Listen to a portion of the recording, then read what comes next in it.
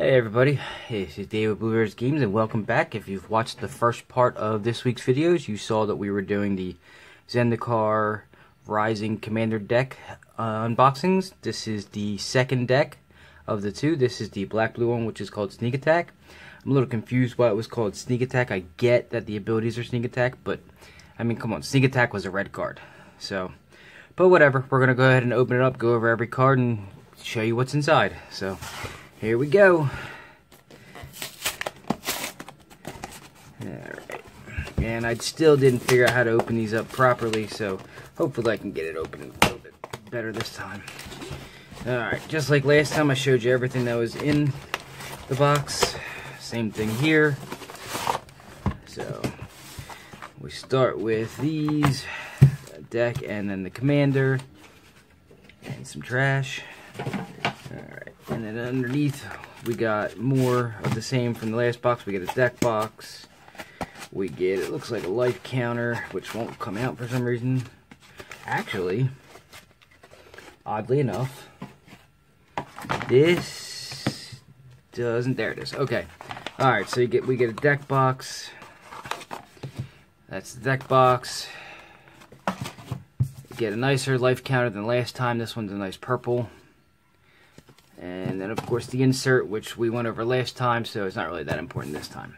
Alright, on to the meat of the meal. So, this deck is, and I'm going to zoom in here for you. It's Anawan, the Ruin Thief. It's the black, blue, and 2 of any Vampire Rogue. It's 2/4, and its abilities are other rogues you control get +1/+1. It's the first time I believe we're going to see that ever. And then whenever one or more rogues you control deal combat damage to a player, that player mills a card for each 1 damage dealt to them. If the player mills at least 1 creature card this way, you draw a card. And I've been seeing a lot of people asking questions about the deck and complimenting how good the deck is. I've been hearing it's a really good one, so we're going to go over it all. But to answer questions for people, the draw a card is only per... So it's whenever a rogue you control deals damage. So it's per instance. So it's not per damage, it's per instance. So if you happen to deal 3 damage to something and that mills 3 cards over on your opponent's side, for just 1 creature, you draw 1 card. If 2 creatures do separate damage, it's 2 cards. That's what I'm understanding as I'm reading it. So that hopefully that answers questions for people that have them. I've been seeing that question asked a lot, and from what I can tell, that's the answer to that question. Alright, so into the deck, and from what like I said before, what I've been hearing is that this deck is really good. There's a lot of value in this, just like the other one. This one more so than the other one, possibly. So, for instance, Aetherize is 1 blue, 3 of any. It's an instant to return all creatures to their owner's hand. I believe monetarily valued for this card is over $1, so that's great for the first card. Distant Melody is actually a card I've been looking to get my hands on. I don't have any just because I wasn't playing at the time that this came out. 1 blue, 3 of any sorcery. Choose a creature type. Draw a card for each permanent you control of that type. I actually have some decks I could put that in. Specifically, I run black-blue zombies, and I really could use that. Fa for Fact or Fiction. 1 blue, 3 of any instant. Reveal the top 5 cards of your library. An opponent chooses, separates those cards into 2 piles, and you put one of those piles into your hand, the other into your graveyard. Fairy Vandal. I see it's a fairy rogue, so it's a 2 to cast 1/2 fairy rogue with flash and flying. So flash means it can be cast anytime an instant can be cast. And then whenever you draw your second card each turn, put a +1/+1 counter on it. Good card here, Invisible Stalker. I actually run this in my Hexproof Forest decks. 2 to cast 1/1, hexproof, and can't be blocked. Latchkey Fairy, 1 blue, 3 of any. It's a 3/1 fairy rogue with flying. Has Prowl for 1 blue and 2 of any, and Prowl means that you may cast it for its Prowl cost. If you dealt damage to a player this turn with either a fairy or a rogue, and then when Latchkey Fairy enters the battlefield, if its Prowl cost was paid, you draw a card. I like the way this deck is going. I might just upgrade this and keep this myself. Alright. Next, Meringue River Prowler, 3 to cast for a 2/1 human rogue. It can't block or be blocked. And you may cast the Prowler from your graveyard as long as you control a black or a green permanent. I like that too. Wow. Master Thief. It's 2 blue, 2 of any for a 2/2 human rogue. When it enters the battlefield, gain control of target artifact for as long as you control Master Thief. Military Intelligence. To cast enchantment, it says whenever you attack with 2 or more creatures, draw a card. Night Veil Sprite. To cast 1/2 fairy rogue. It's got flying, and whenever it attacks, surveil 1. And to surveil, you look at the top card of your library, and you may put that card into your graveyard. So it's kind of like a scribe, but sort of not. Open into Wonder is 2 blue and X for a sorcery. And the ability on it is X target creatures can't be blocked this turn. Until end of turn, those creatures gain whenever this creature deals damage or deals combat damage to a player, draw a card. Slither Blade, a 1 to cast 1/2 Naga rogue, and it can't be blocked. A lot of unblockables here. I was thinking about making a blue deck with unblockables using, I believe it's from Dominaria, the one that says creatures with power or toughness of 1 can't be blocked. Triton Shore Stalker is a 1 to cast 1/1 Merfolk rogue that can't be blocked. Whirler Rogue is a 2 blue and 2 of any 2/2 human rogue artificer. When it enters the battlefield, create 2 1/1 colorless Thopter artifact creature tokens with flying. And then you can tap 2 untapped artifacts you control and target creature can't be blocked. Now, I see why people are liking this deck. This is a really good deck. They did a good job with this one. Up next, Changeling Outcast, 1 black for a 1/1 shapeshifter with Changeling. So it's a rogue. That's the reason why it's in here. It makes it every creature type. And it can't be blocked and can't be blocked. Endless Obedience, 2 black, 4 of any for a sorcerer with Convoke. Convoke means you can tap creatures to pay for 1 colorless of each of its mana costs. So you can tap up to 4 creatures and make this cost 2 black. Put target creature card from a graveyard by the way, onto the battlefield under your control, which means it doesn't have to be yours. It can be your opponent's as well. Frog Tosser Banneret. 1 black, 1 of any for a 1/1 Goblin Rogue with haste. And Goblin spells and Rogue spells you cast cost 1 less to cast. Man, they really did a good job on these ones, I'm telling you. Alright, March Flitter. 4 to cast, 1/1 Fairy Rogue with flying. When it enters the battlefield, create 2 1/1 Goblin Rogue creature tokens, and then you can sacrifice a Goblin. And Marsh Fitter has base power toughness 3/3 until end of turn. Murder, 2 black, 1 of any instant to just destroy target creature, so it's spot removal. Una's Blackguard, 2 to cast, 1/1 flying fairy rogue. Each other rogue creature you control enters the battlefield with an additional +1/+1 counter. And then whenever a creature you control with a +1/+1 counter on it deals damage to a player, that player discards a card. Price of Fame, 4 to cast instant, and it can cost 2 less to cast if it targets a legendary creature, and it's destroy target creature, and has Surveil 2. Rise from the Grave, this is an oldie but goodie, 5 to cast sorcery that you can put target creature from a graveyard onto the battlefield under your control, and that creature is also a black zombie in addition to its other colors and types. Stink Drinker Bandit. It's 4 to cast for a 2/1 Goblin Rogue with Prowl. The Prowl cost is a black and 1. And you may cast this for its Prowl cost if you dealt combat damage to a player this turn with a Goblin or a Rogue. And then whenever a Rogue you control attacks and isn't blocked, it gets +2/+1 until end of turn. Sir Conrad, I needed some of these. I use Sir Conrad in almost every black deck I can because it just does what I need it to do. So good, I was running out, and I actually ran out. So Sir Conrad is 2 black, 3 of any for a 5/4 human knight legendary creature. So here's what it does. Whenever another creature dies, or a creature card is put into a graveyard from anywhere other than the battlefield, so if it's milled, or a creature card leaves your graveyard, Sir Conrad the Grim deals 1 damage to each opponent, and as many times as you can pay for it, for 1 black, 1 of any, each player mills a card. This is a superstar card. Ooh, so is this. Zulaport Cutthroat. This is where Death and Taxes, or I'm sorry, Aristocrats comes into play. This is about, the Sir Conrad helps fuel Aristocrats, so does Zulaport Cutthroat. 1 black, 1 of any for a 1/1 human rogue ally. Whenever it or another creature you control dies, each opponent loses a life and you gain a life. So that's what Aristocrats is, for those that don't know. It's basically draining your opponents of life and gaining the life one at a time. Extract from Darkness. A black, a blue, and 3. It's a sorcery, and each player mills 2 cards. Then you put a creature card from a graveyard, any graveyard by the way, onto the battlefield under your control. That's actually a really good card too. Soul Manipulation. 1 black, 1 blue, 1 of any. It's an instant, and you can choose one or both. Counter a creature spell, or return target creature card from your graveyard to your hand. I mentioned this in the previous one. For the Land's Wrath deck, this is going to be in every Commander deck going forward. The Signet, it's 2 to cast artifact that taps to add a color, a mana of any color of your Commander's color identity. Same thing with the Commander Sphere, only this one is 3 to cast instead of 2, and you can sacrifice it to draw a card. Enigma Thief. 2 blue, 5 of any for a 5/5 Sphinx Rogue with prowl cost of 4. It has flying, and then when it enters the battlefield for each opponent, return up to 1 target non-land permanent that player controls to their owner's hands.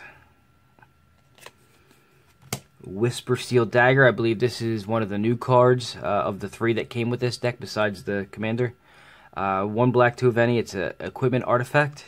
The equipped creature gets +2/+0, and whenever equipped creature deals combat damage to a player, you may cast a creature spell from that player's graveyard this turn, and you may spend mana as though or mana of any color to cast that spell. And the equip is 3. This reprint, I actually sold one of these to somebody, and I was mad because I kind of wanted it back, so I don't have to worry about that no more. Notorious Throng, it's 4 to cast for a tribal sorcery rogue. Prowl cost of 6, so a blue and 5 colorless. And it creates X/1/1 Black Fairy Rogue creature tokens with flying, where X is the damage dealt to your opponents this turn, and if this spell's prowl cost was paid, you take an extra turn. Scourge of Fleets. I actually put this in one of my budget decks. It's a 2 blue, 5 colorless. It's a 6/6 Kraken. When it enters the battlefield return each creature your opponents control with toughness X or less to its owner's hand, where X is the number of islands you control. Stolen Identity. 4 colorless, 2 blue, sorcery. Create a token that's a copy of an artifact or creature, and it has Cipher, and Cipher is that says then, after you've cast it, you may exile the spell. Exile the spell encoded on a creature you control. Whenever that creature deals combat damage to a player, its controller may cast a copy of the encoded card without paying its mana cost. So, excuse me. So you put it on. You cast a spell. You create a token, and then you encode it, or you basically just put it underneath of a creature, just like that. Any creature, doesn't really matter. Let's just pick out your commander. So you just put it under your commander because it's exiled, and you can't see it because of the light. And then whenever it deals combat damage, you copy the spell for free. That's what that means. They don't have a whole lot of explanation on encoded. It was an ability in a set a long time ago that never got reprinted or reused. Fated Return. 3 black, 4 colorless. It's an instant, and it says put target creature card from any graveyard. It says A, but it's any. Onto the battlefield under control. It gains indestructible, and if it's your turn, scry 2. Gonti, Lord of Luxury. 2 black, 2 of any. It's a 2/3 legendary Aetherborn Rogue with Death Touch. When it enters the battlefield, look at the top 4 cards of target opponent's library. Exile 1 of them face down, then put the rest on the bottom of that library in a random order. You may look at and cast that card for as long as it remains exiled, and you may spend mana as though it were mana of any type to do so. In Garrick's Wake, I put this in every budget deck that has black. It's 2 black, 7 colorless, sorcery. Destroy all creatures you don't control and all planeswalkers you don't control. So it's a board wipe for everybody but you. Alright. Necromantic Selection, 3 black, 4 colorless. Sorcery, destroy all creatures, then return a creature card put into a graveyard this way to the battlefield under your control, and it's a black zombie in addition to the other colors and types, and then you exile it. Not the creature, you exile the spell. Night Howler, 2 black, 1 of any, for a 0/0 enchantment creature horror. It has Bestow for 2 black and 2 of any, and that means that you can cast this card for its Bestow cost, and if you do, it's an aura spell with enchant creature, and it becomes a creature again if it's not attached to a creature. So if the creature dies, this falls onto the ground and becomes a creature. And it says, Night Howler and the enchanted creature each get +X/+X, where X is the number of creature cards in all graveyards. It's not a bad card, actually. Slumlord, Ogre Slumlord. I actually want to put this in my rat deck. I have a Marrow-Gnawer rat tribal deck. It's 2 black, 3 of any for an Ogre Rogue. It's a 3/3. Whenever another non-token creature dies, you may create a 1/1 black rat creature token, and rats you control have Death Touch. I gotta find a way to get that in there. Sepulchral Primordial, 2 black, 5 of any for a 5/4 avatar with Intimidate. So Intimidate says it can't be blocked except by artifact creatures and creatures that share color with it. Specifically on black, Intimidate really just means fear. When it enters the battlefield, for each opponent, you may put up to 1 target creature card from that player's graveyard onto the battlefield under your control. Consuming Aberration, it's a black, a blue, and 3. It's a star horror.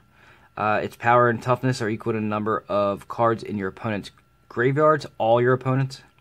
Whenever you cast a spell, each opponent reveals cards from the top of their library until they reveal a land card, and then puts those cards into their graveyard. Lazav, Dimir Mastermind, 2 black, 2 blue. It's a 3/3 legendary shapeshifter with hexproof. Whenever a creature card is put into an opponent's graveyard from anywhere, you may have Lazav,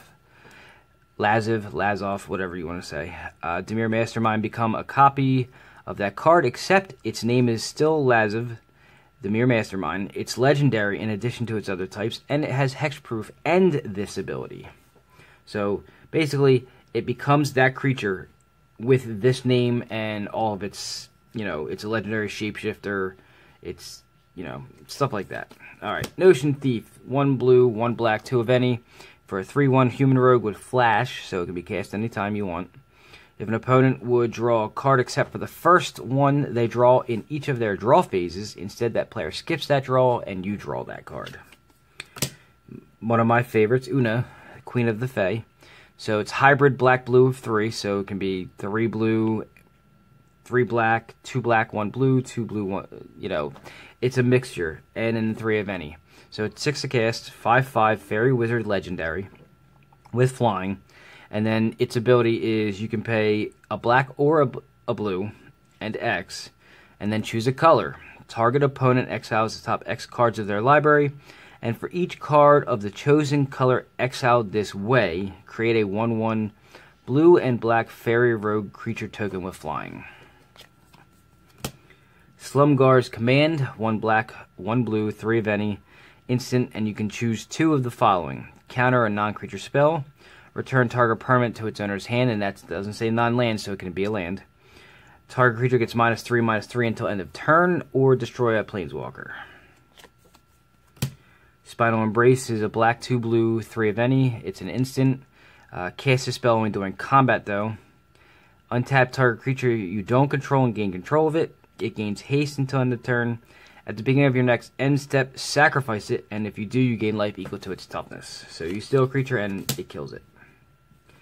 The Big Baddie, the reason why this card here, Sig River Cutthroat, is the reason why the $20 price tag is actually worth it, because this card alone pretty much covers most of that cost. You add Una to it, and you've already covered your cost.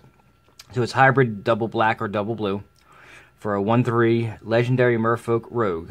And at the beginning of each end step, that's key, each, if an opponent lost 3 or more life this turn, you may draw a card. It's a good one, and it's a Merfolk. And now that rogues are getting better, it's actually double good.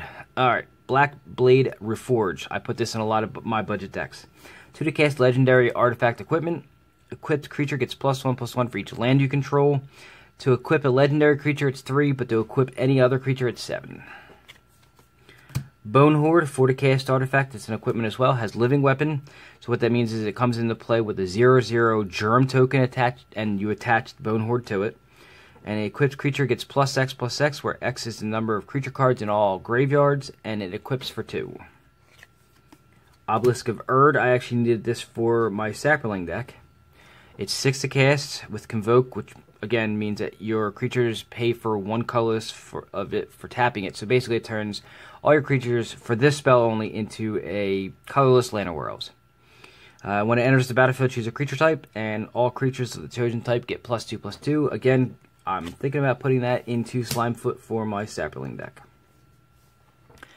Scytheclaw, 5 to cast artifact equipment with, again, living weapon. Equipped creature gets +1/+1, and whenever the equipped creature deals combat damage to a player, that player loses half their life rounded up. Dimir Keyrune, it's a 3 to cast, basically a dual land. It's a 3 to cast mana rock that adds black or blue, but you can also pay a black and a blue and make it become a 2/2 black horror artifact creature until end of turn that can't be blocked. The Locket, 3 to cast mana rock. It adds black or blue, and for hybrid black-blue of 4, you can sacrifice it to draw 2 cards. The Signet is 2 to cast and 1 tap it, and you can add black and blue. And Heirloom Blade is 3 to cast artifact equipment, where the equipped creature gets +3/+1.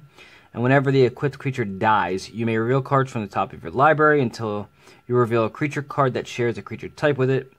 Put that card into your hand and the rest on the bottom of your library in a random order, and it equips for 2. Alright. Good card here, really good card. Mindstone.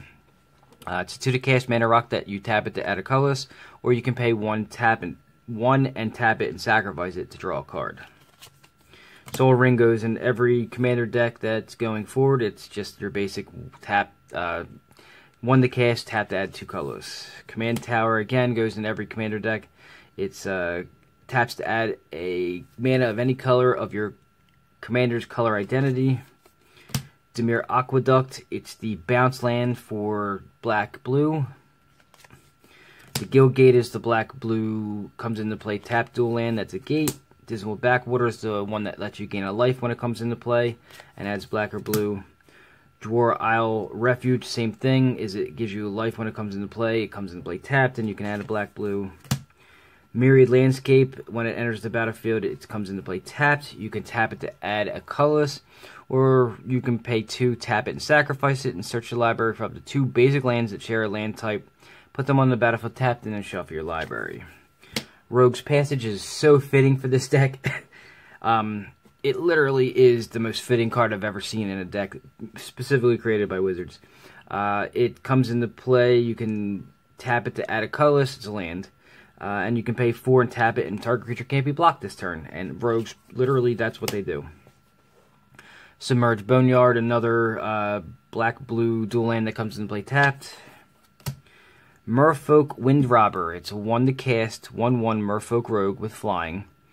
When it deals combat damage to a player, that player mills a card, and you can sacrifice the Windrobber to draw a card, but you can only activate that ability only if an opponent has 8 or more cards in their graveyard. So it's kind of like a reverse threshold. Sure-Footed Infiltrator, it's 4 to cast for a 2/3 Merfolk Rogue. You can tap another untapped rogue you control, and that gives Sure-Footed Infiltrator the ability to not be blocked. And whenever Sure-Footed Infiltrator deals combat damage to a player, draw a card. Soaring Thought Thief, 1 black, 1 blue for a 1/3 flash flying human rogue. As long as your opponent has 8 or more cards in their graveyard, rogues you control get +1/+0. And whenever 1 or more rogues you control attack, each opponent mills 2 cards. It's a good card right there, especially in this deck. And I think the rest of it's going to probably end up being... Speaking of which, it's going to end up being... I see what they did there. That was nice of them.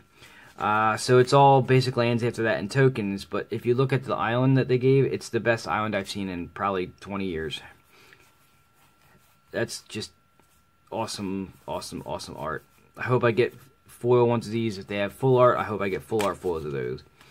And then some swamps, and then the tokens. So we get Thopter tokens, you get Goblin Rogue tokens, you get Rat tokens, because this thing creates a lot of different ones. You get the Germ token, the 0/0 Germ token. And then on the other side, you get the Fairy Rogue, that's the flying. Oh, that's it. All of them are Fairy Rogue flyers. Alright, so that's what you get with the Sneak Attack Precon from Zendikar Rising from Wizards of the Coast. They are, I believe, I've seen them yesterday. I looked and I saw a couple of them for like 15, some of them are 17. MSRP, well, there is no MSRP with Wizards, but it's pretty much anywhere from $15 to $20. So, as far as monetarily valued, these decks are worth it. So both decks are worth it. So $40 gets you two really good decks. I've been seeing people say how good this deck is. People are hating on it because it's so good right out of the box. So I suggest go get them. I myself may go buy a couple more, just like I said in the last video. So that is my verdict. I'm not an expert, but I'm pretty good at this game in some aspects. And these are the colors that I chose to play a long time ago. And I have not stopped playing them, so my suggestion, go get this deck. Anyway, so that's my final review on both decks. I am done with this video for the day, so I'm going to do what I always do. Like, subscribe, share. I'm going to ask you to do that. I ask you to do that every video. You know, if you have a question about the deck or just a question in general, any comments or suggestions, go ahead and go to the Facebook page. Send me a message directly from there. You can go ahead and put a comment in the section below. I will probably have the full deck list. I believe I can steal it from the site I use, which is MTG Goldfish, to put the deck list in the description of this video.